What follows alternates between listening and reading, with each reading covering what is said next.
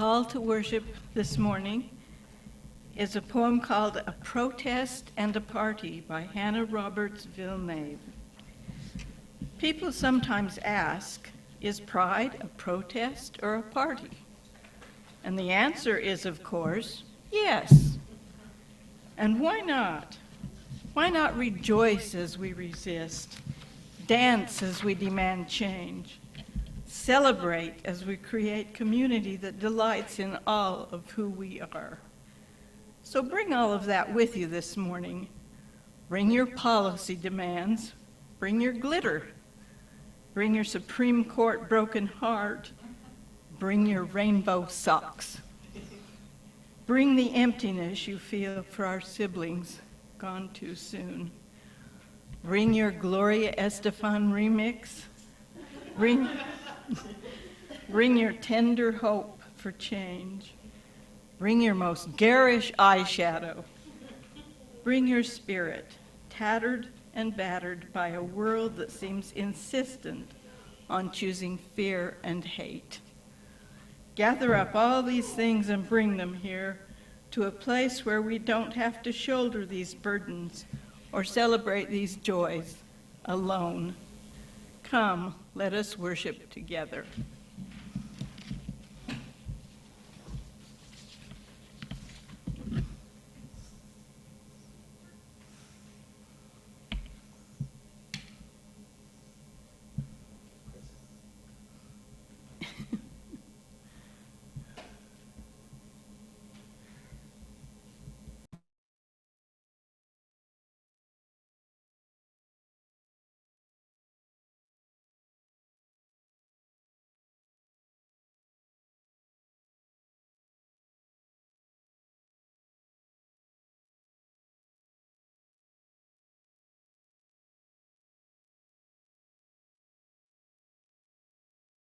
Y'all, we have had tech difficulties, as the case may be. Nitai, will you just wave your hands in the air if y'all are hearing me right now before I start? Yay! Okay. This is a special chalice lighting this morning, and I wanted to make sure that you could hear it. At the Unitarian Universalist General Assembly last week, our congregation became part of a momentous moment for our faith when Unitarian Universalists from all around the country voted to adopt a new version of Article 2 of our bylaws. This is the part of our bylaws that previously contained the language for our 7 principles, our very sacred 7 principles. And now, this new bylaw change names a set of values. Unitarian Universalist leader Ashley Horan explains that we did not, as some are saying, vote in new values with this historic ballot or vote out old ones. We did, as a democratic body of engaged and faithful people, adopt a new articulation of our most cherished and long-held commitments for ourselves as individuals, as communities, as interconnected strands in the web of all existence. The words we chose are our best attempt at naming, imperfectly and incompletely, and for the particular moment we are in, our highest aspirations for ourselves as a people. They are a charge to ourselves, calling us forward today and for however long we choose to embrace these particular words into the unceasing praxis of love. These words call us into the unceasing praxis of love. So I want to introduce you again to these Article 2 values, which you've heard before, which we've voted upon. For those of you who appreciate an easy way to remember things, religious educators in our faith have created an image, a silly mnemonic device for naming these newly articulated values. So I want you to picture this with me. Jet pig. Yes, if you are wondering, many congregations, now that we have adopted Article 2 values, they now have a stuffed animal pig wearing a jetpack that sits next to their chalices on Sunday mornings. So here it is, Jet Pig: justice, equity, transformation, pluralism, interdependence, and generosity, all centered in love. Jet Pig's fuel, if you will, is love. As Ashley Horan reminds us, these words are an invitation to the spiritual work that has always been our calling. So we will try, and we will fail sometimes, and sometimes we will succeed, and most often it will be some combination of the two. We will reflect and learn, and then we will try again, hopefully to do better, with more skill, more clarity, more courage, and more hope. And in this spirit, I invite Marilyn to light our chalice this morning as a reminder of, as our aspiration towards Jet Pig and love at the very, very center of our faith.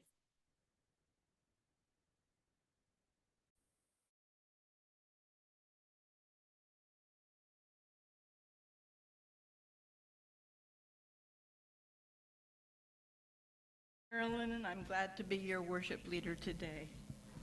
The UU Church is a welcoming, inclusive place where diversity of thought is encouraged, sought, and appreciated. Doesn't matter who you love or how you identify yourself. We come here because we want to think for ourselves and explore with others. We ask questions, value the exchange of ideas, and the depth that can come from being in community. Newcomers, we encourage you to fill out a newcomer card in the pews. Put it in the offering basket when it comes by later on.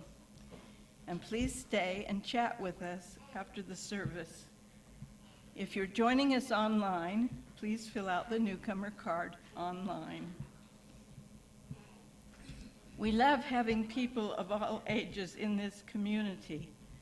As you came in, especially this row with children, we hope you saw the basket of activities for hands that like to stay busy. This is for all of you of any age. We welcome all the wiggles and sounds of multi-generational community. If you haven't already, please put your phones on worship mode. We're so glad each and every one of you are here. Welcome. I would like to take a moment to acknowledge that the portion that follows this transitional hymn will address some of the emotional, social, and physical violence faced by queer people. If that is a delicate topic for you, if that is something that maybe might be too heavy for the people with you today, the upcoming song, or at any point you realize it's feeling a little bit too heavy, you are welcome to stand up and step outside for a moment. When that portion of this talk is over, we'll send someone out to grab you and welcome you back in when things are a little bit more upbeat again. Thank you.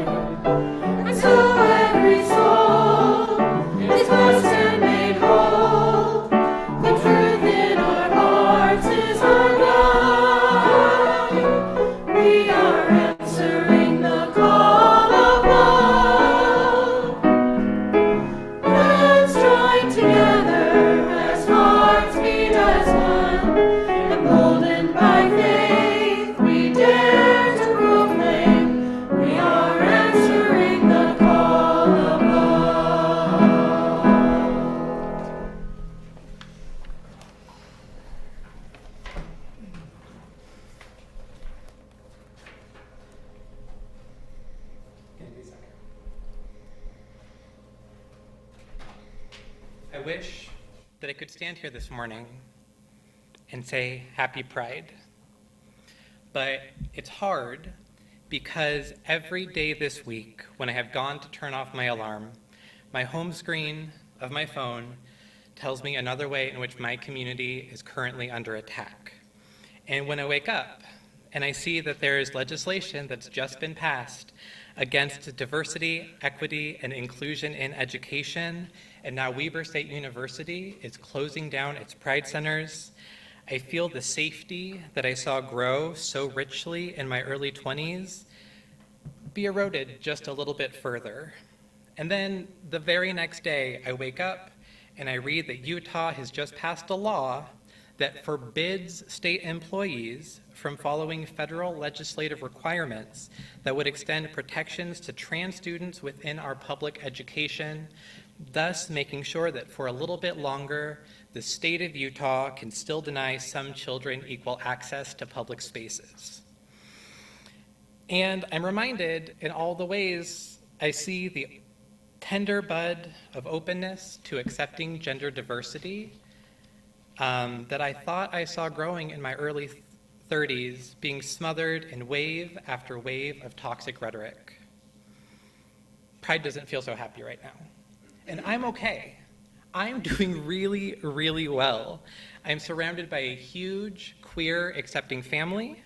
I have my partner and my boyfriend, and they're both in this church today, saving us from tech problems. And I have this church where I can bring them both and still participate. I can bring my boyfriend and my partner, and he can run tech, so I can have a pride service. And I know that they'll be accepted because I have found a church here full of friendship and mentorship and acceptance. I am doing fine. I am surrounded by more love and support in this Pride season than I have at any point in my life. But I know that many, many people here in our state, in our city, people in my neighborhood do not have what I have. I know that here in Ogden, there are non-binary children in middle school and in high school who this February heard the story of Next Benedict, a 16-year-old non-binary teenager who was beaten unconscious in the bathroom of their high school and died the next day of their injuries.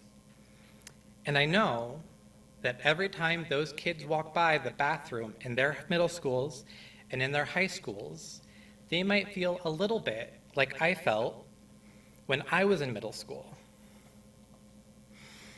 And I learned about Matthew Shepard, the 21-year-old gay man who was beaten unconscious in a field of Wyoming 26 years ago. He died of that attack too. And I remember how heavy it was knowing that if people in my rural conservative community knew that I was grieving, knew that I felt anything over what happened, I would be seen as complicit in his perversion. And I remember the fear that I felt as I walked the half-mile home from my middle school bus stop, walking by fence after fence after fence, and imagining my body beaten and tied there like a scarecrow, like the body of Matthew Shepard. Because I knew the price of complicity even before I understood what it meant to be queer. And I remember knowing in that moment how important it was that nobody knew anything about me. But at least I could pee at school. I was allowed in the bathroom, not just I felt safe enough, but I was legally permitted to use those facilities. And so when I wake up and I look at my phone and I see news about bathroom bills, I understand what that means for my community and is hard because I am seeing it from my warm bed in my beautiful house, and I know that I am okay and I am well supported. I have a minister who took a moment of reverent silence to acknowledge the precious, sacred life of Next Benedict. But I also remember when the memory of Matthew Shepard was handled with less care in the church I grew up in.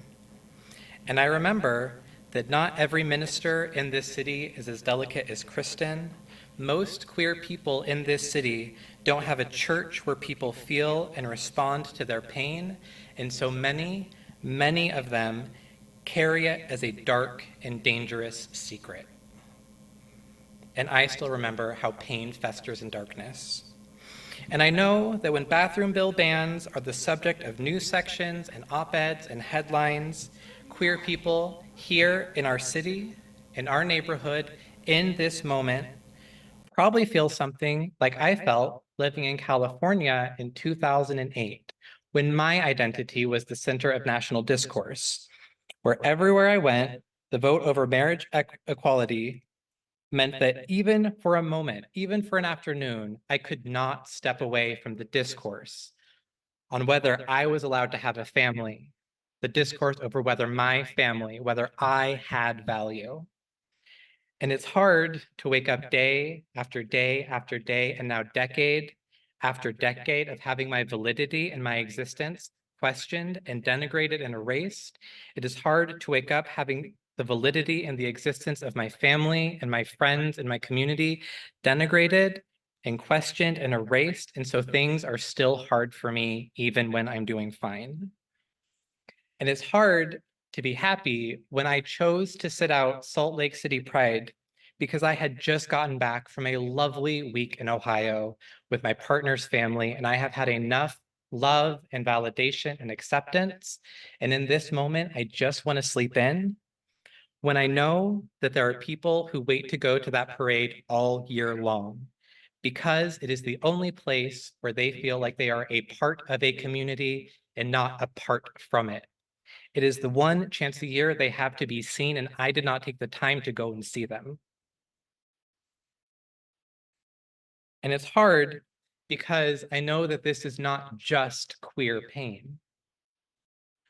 I know that the laws that ban classroom discussion of sexual orientation and gender identity below the college level, the laws that ban educators from addressing students by their names and their pronouns, thus forcing a state-mandated denial of an existence of a section of their student population, are being passed side by side with laws that seem to reframe the history of slavery in this country as little more than study abroad opportunities and proto-welfare programs.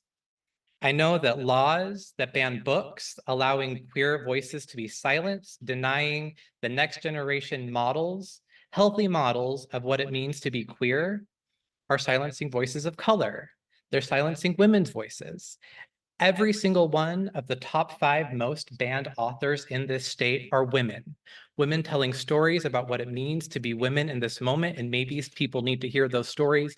My voice is not the only voice being silenced. And I know that the same bills that shut down pride centers in Utah, on Utah campuses this month, also shut down Black, Latina, Indigenous, and women's centers. My community is not alone in losing safe space. I know that my community is not the only community in pain right now. It feels like it is everywhere, but out in the open. And some days I wake up and I look at my phone and I just don't know how to hold all of the pain that I see. I don't know what it means that there is all of this pain when I am doing okay. And so every morning when I wake up, before I have had coffee, before I've had a chance to take a shower or brush my teeth, I am already trapped in the double bind of privilege and powerlessness, knowing that there is so much need and so much pain here in my community, and that the people who most need help have the least access to it. I do not know how to get help to those people, and it hurts. And so I would like to acknowledge, before I have to say happy Pride, that sometimes Pride is heavy. It is hard to carry alone. I am exhausted, and I do not think that I'm the only person in this place in this time who is exhausted with what is going on. And so I would like for us all to just take a moment together to just hold the sacred weight of all of that as we join together and sing verse 2 of Answering the Call of Love.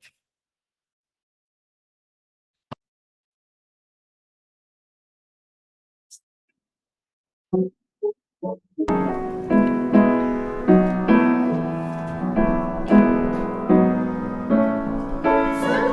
we build a barrier to keep love tightly bound, corrupted by fear, unwilling to hear, denying the beauty we found. We are answering the call of love. Hands joined together as hearts beat as one, emboldened by faith, we dare to proclaim we are answering the call of love.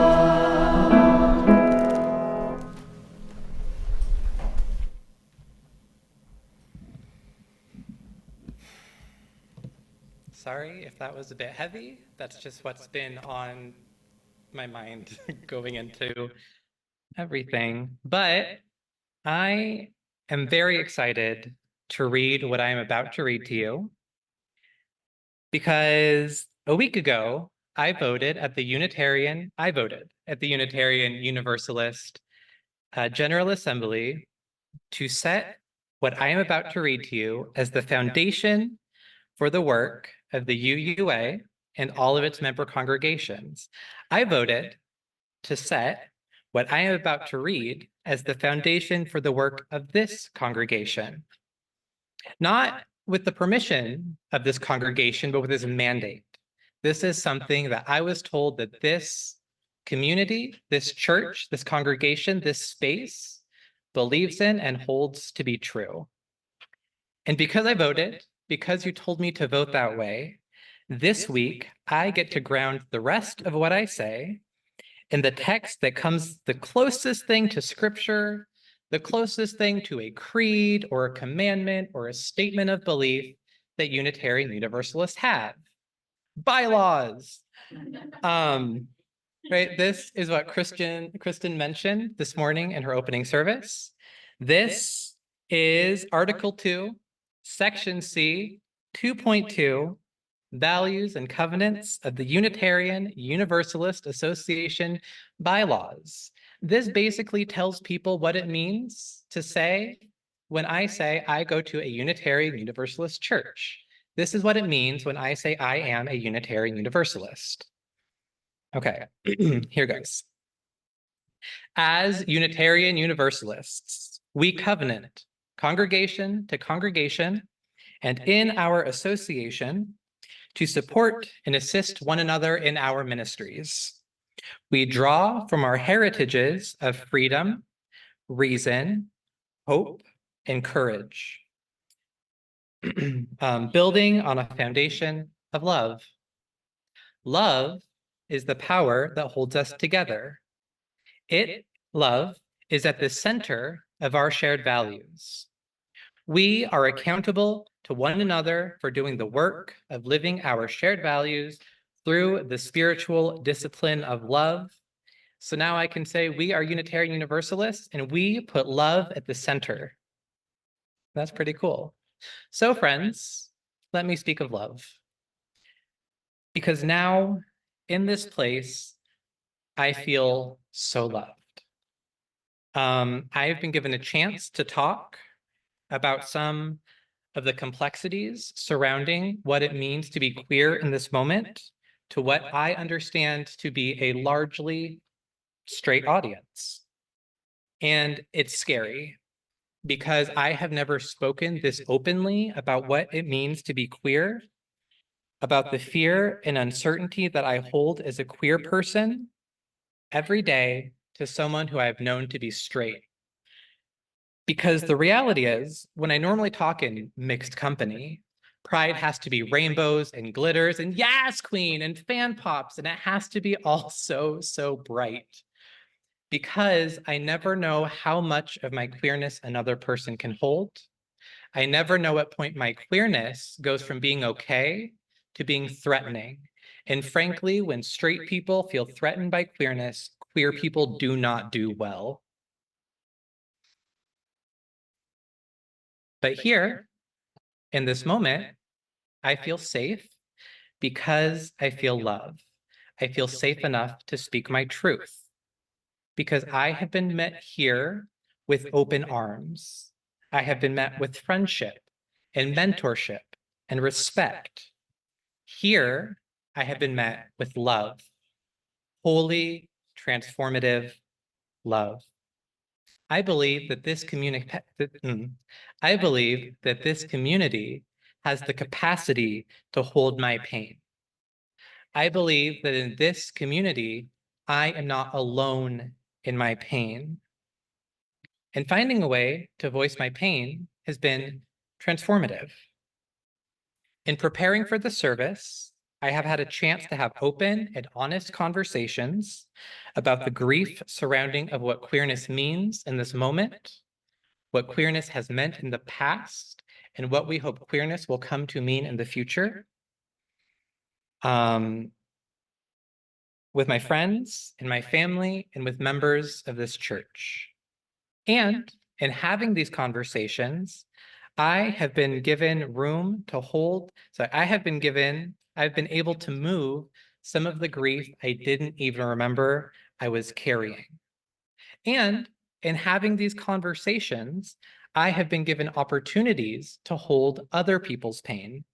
I have had a chance to share in the pain in my community that exists outside of myself.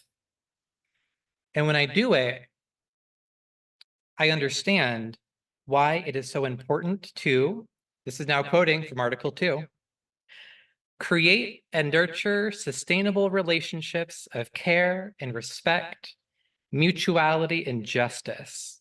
Because I am a part of community who models how to do that. That is the definition of plurality in Article 2.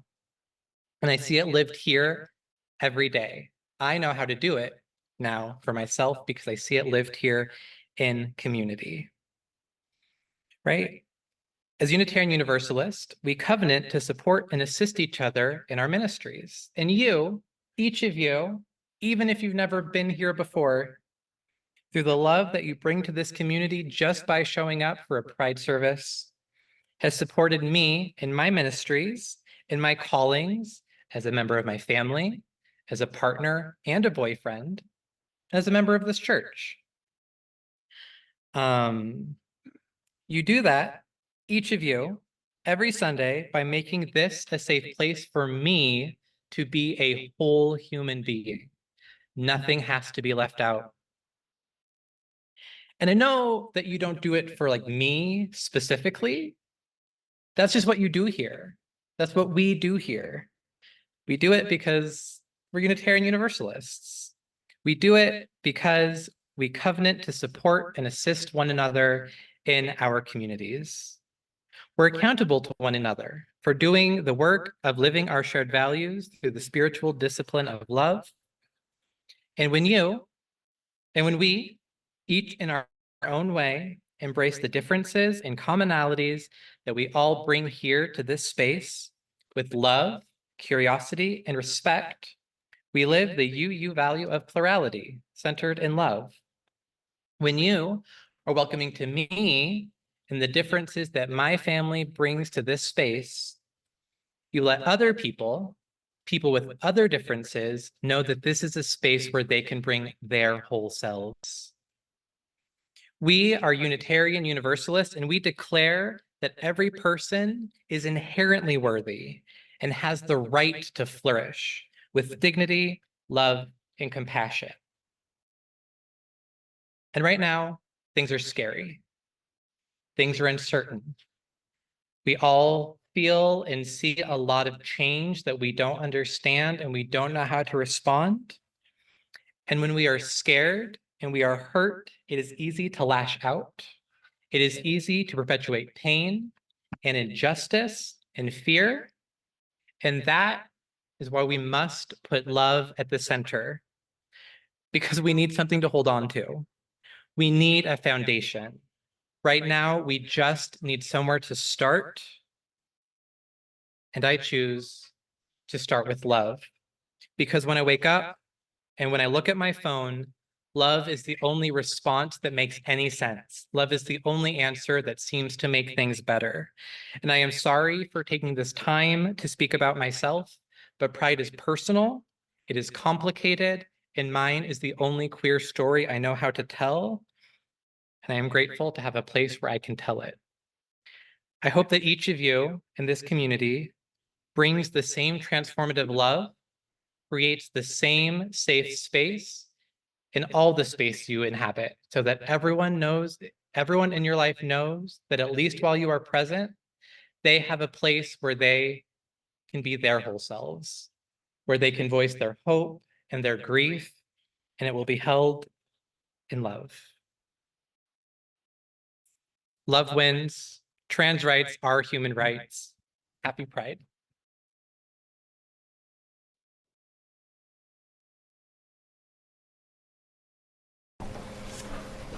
A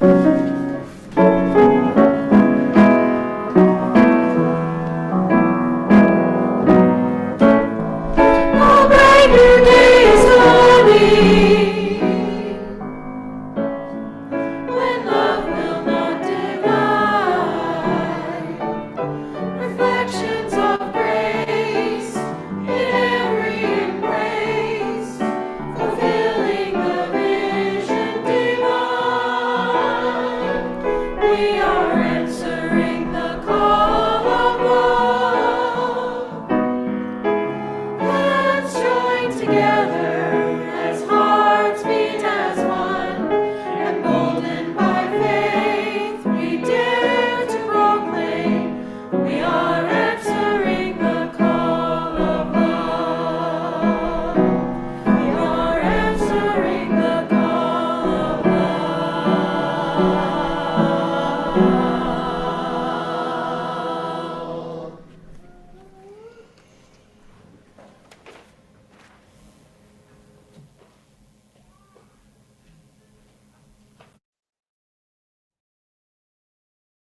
Good morning. I'm Marianne, if you don't know. Today I'll be doing a reading and I'll ask you to respond, "Blessed are we," when I go like this. This is the magic hand. All right. Reading these over. Oh, and stand. The boss says stand. So if you all could stand, thank you.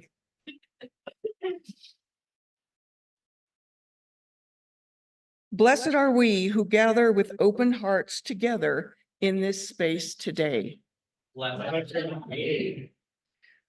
are we, the chalice lighters of resistance, justice, love, and faith.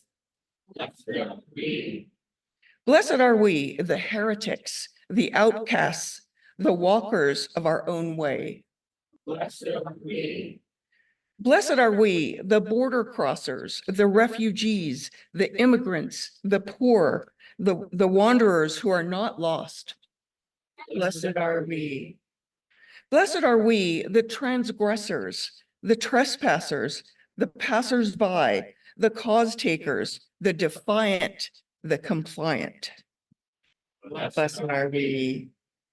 Blessed are we, the hand extenders, the sign makers, the protesters, the protectors. Blessed are we. Blessed are we, the trans women, the trans men, the non-binary, the cisgender, the multigender, the no gender. Blessed are we. Blessed are we, the friend, the stranger, the lonely, the hidden, the visible, the authentic. Blessed are we. Excuse me. Blessed are we who rise in solidarity. Blessed are we who cannot. Blessed are we who do not. Blessed are we. Blessed are we, for this is our beloved community, and this is who we are. Blessed are we.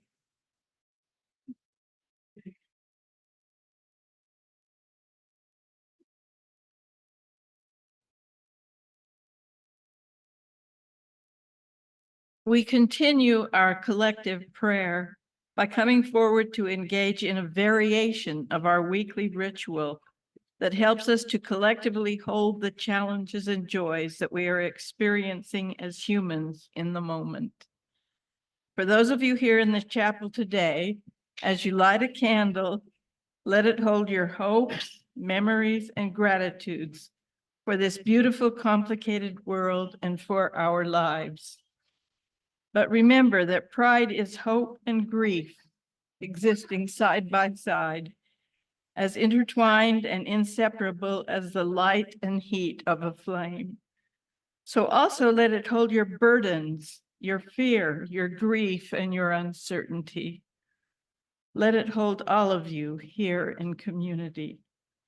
And for those of you online, we in the chapel would love to share with you in your joy and sorrow, in your hope and your pain.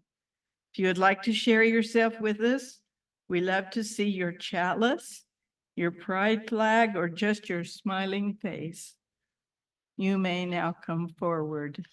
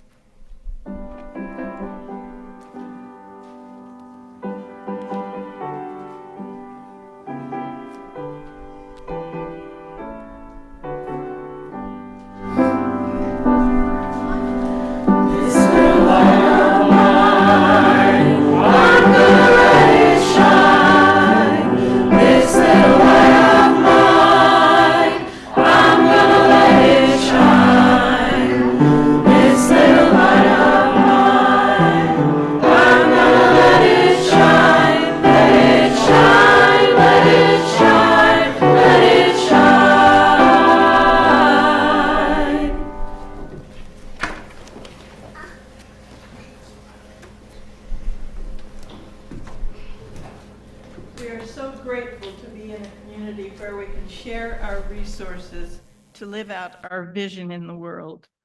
Our offering each Sunday is a testament to the value of this community and our lived values. Now please join in calling for the offering.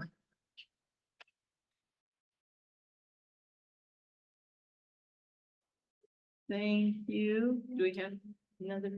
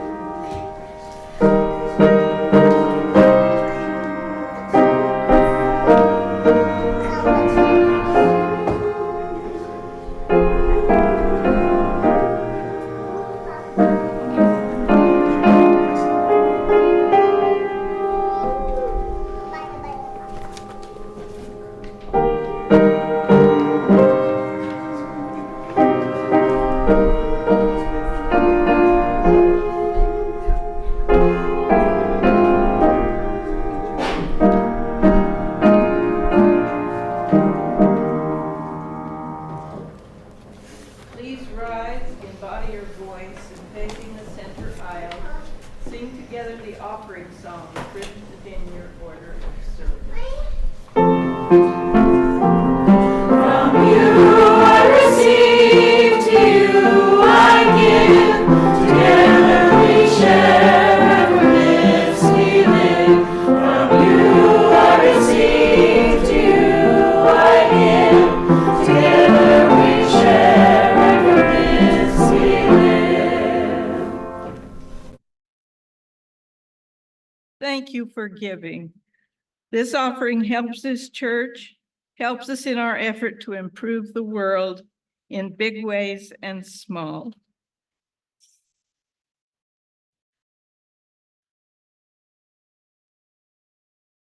Are there any announcements that you would like to? Oh, Mary Ann has an announcement.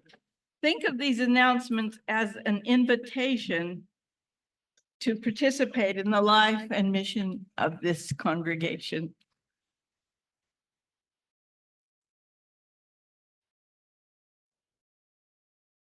Okay, just a couple of things.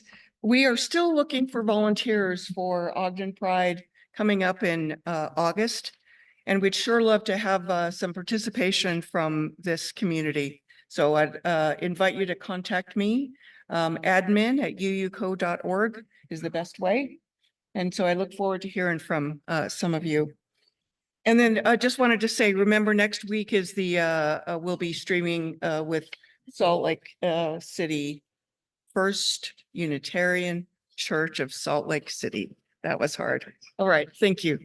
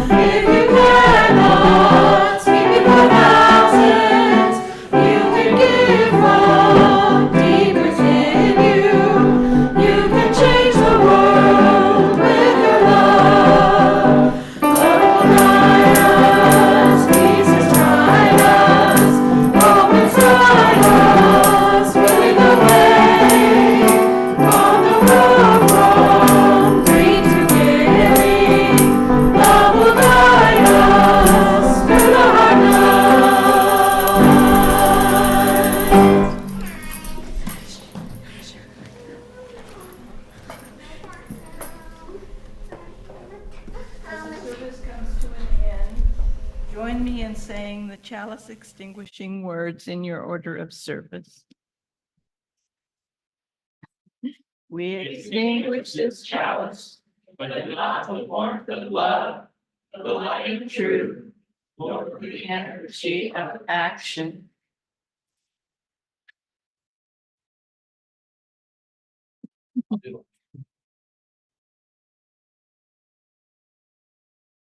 And now we come to the benediction. Some nice words to send you on your way. And I could not find more beautiful words to end this service with than Section C 2.4 of the Unitarian Universalist Association bylaws. The statement on inclusion as a reminder of what it means for us to build an inclusive community. Systems of power, privilege, and oppression have traditionally created barriers for persons and groups with particular identities, ages, abilities, and histories. We pledge to replace such barriers with ever-widening circles of solidarity and mutual respect. We strive to be an association of congregations that truly welcomes all persons who share our values. We commit to being an association of congregations that empowers and enhances everybody's participation, especially those with historically marginalized identities. Thank you. Go in peace. Thank